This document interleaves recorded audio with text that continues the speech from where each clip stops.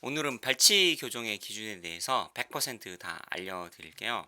한국인들은 보통 교정할 때 발치 교정을 매우 선호하죠. 이유가 뭐냐면 자기 그 입술이 많이 나왔다고 돌출입이라고 생각하는 경우가 많거든요. 보통은 이렇게 되죠. 그 성형외과든 치과든 신미선이라고 옆 얼굴로 이렇게 봤을 때 코끝선하고 턱끝선을 이은 이 신미선이라 그러죠. 여기 윗입술과 아랫입술이 살짝 닫고 있는 게 가장 이상적인데요. 이 동양인들은 아무래도 이제 코가 조금 납작하다 보니까 이 신미선이 이렇게 돼가지고 입술이 이렇게 나온 것처럼 보이는 경우가 많아요. 그래서 입술을 많이 넣고 싶어 하죠. 그 다음에 이제 서양인 같은 경우는 코가 이렇게 오똑하잖아요. 그래가지고 안젤리나 졸리처럼 입술이 쭉 나오고 이런 게 더 예쁘고 그런 느낌이죠.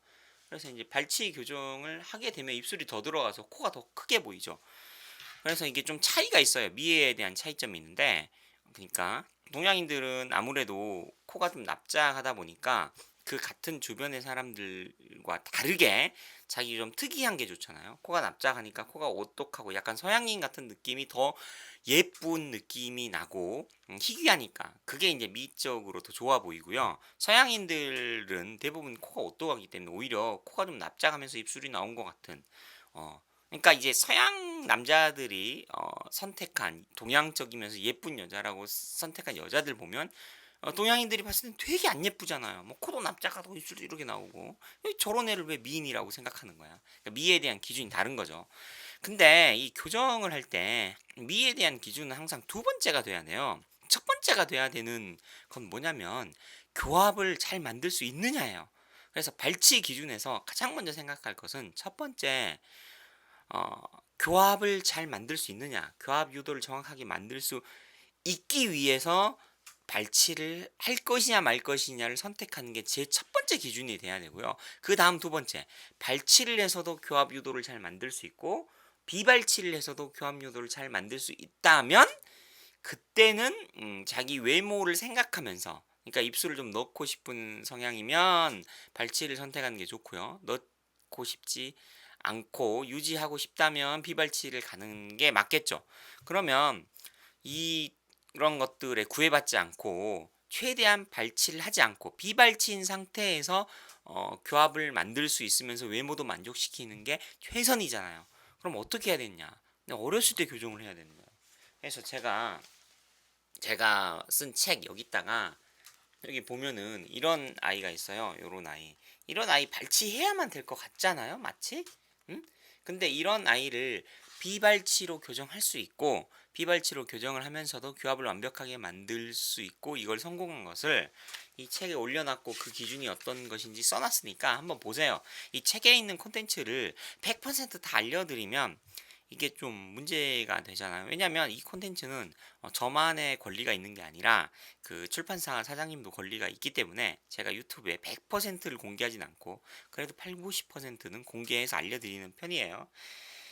어 그래서 뭐지 발치 교정의 기준은 첫 번째로 교합을 정확하게 만들 수 있느냐. 그다음 두 번째로 어, 비슷하게 교합을 정확하게 만들 수 있다면 외모적으로 입술을 나오게 하느냐 들어게 하느냐 이런 것이 기준이 되면 되겠습니다.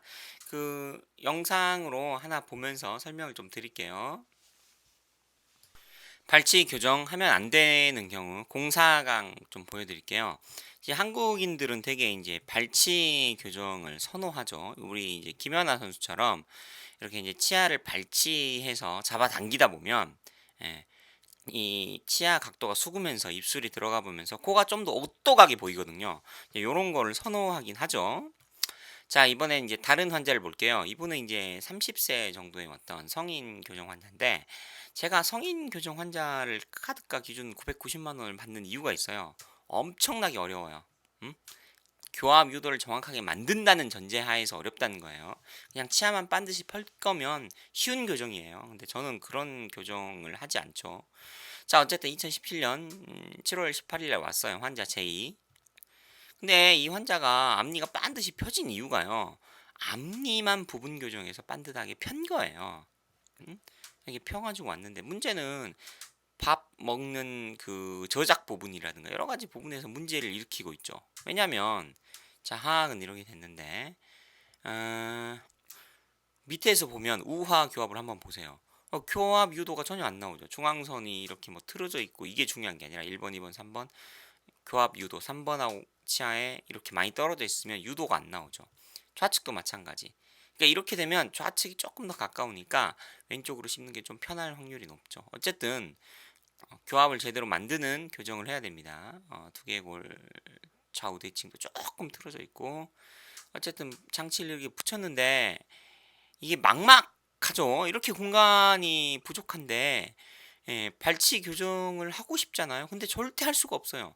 발치 교정을 하면 안 되는 경우라고 했는데 왜 안 되는 경우인지 좀 보여드릴게요. 이분이 그 외모적으로 이렇게 이제 코가 조금 큰 편이에요. 어, 그래서 여기서 발치 교정을 해서 입술을 이렇게 넣게 되면 코가 더 두드러 보여요. 더 크게 되겠죠. 발치 교정 했다가는. 어, 그러면 얼굴 형태가 더 안 예뻐지잖아요. 그러니까 이거는 발치 교정을 무조건 하면 안 돼요. 공간이 아무리 이렇게 부족해도 어떻게든 비발치로 해야만 되는 경우예요. 그래서 이제 머리 아픈 거예요. 실제로 보면은 초상권 모호를 위해서 이렇게 되고요. 실루엣만 제가 따왔는데 실제로 이런 거거든요. 그래서 코끝하고 턱끝선을 이은 심미선을 그으면 이렇게 돼요. 지금도 입술이 안 닿잖아요. 한 2mm 정도 이렇게 심미선에서 입술이 안 닿고 있는데 여기서 발치 교정해서 교합을 맞춘다고 생각해 보세요. 입술이 여기서 더 후퇴를 해서 이렇게 되겠죠. 그럼 코가 엄청 더 커 보일 거예요. 그러면 교정은 성공하고 교합은 성공했는데 외모는 실패하는 상황이 생기는 거예요. 그러니까 이건 죽었다 깨어나도 비발치로 교합을 맞춰야 되는 거예요. 그러니까 이제 머리 아픈 거죠. 자, 어쨌든 2018년 1월이 됐어요. 그래서 이제 앞니를 이렇게 펴는 거죠. 펴는데 3번 치아는 많이 우측이 붙어 있는데 좌측은 오히려 떨어지는 상황이 생기는 거예요. 이래서 성인 교정이 어렵다는 거예요. 제가 하고 있는 치과 치료 중에서 제일 어려운 게 임플란트도 아니고 신경치료도 아니고 보철도 아니고 성인 교정이에요. 그래서 기본으로 비용을 많이 받아야 되는 거예요. 자, 이게 PCR을 폈는데 오히려 여기는 떨어졌죠. 그러면 여기를 더 붙이면서 여기도 교합 유도를 만들어야 되죠. 그래서 2019년 12월 5일 날 거의 이제 왔는데 음, 거의 붙었죠. 거의. 오른쪽 3번 차. 그래서 턱을 우측으로 턱 운동을 우측으로 교합 유도를 시켰을 때 3번 치아 교합 유도가 좀 나오고 있어요. 조금 아쉬운 부분은 이제 마무리 교정하면서 끝낼 거예요.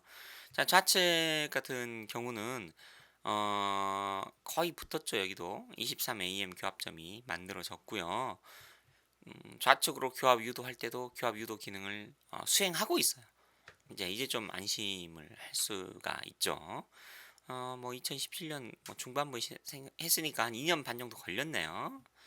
그래서 오늘 이야기 발치 교정하면 안 되는 이유. 외모상 이 경우 코가 이렇게 좀 나온 사람은 입술이 절대 뒤로 가면 안 되기 때문에 이런 경우는 발치 교정을 하면 안 되는 거예요. 외모적인 부분 때문에 그렇게 해야 되는 겁니다.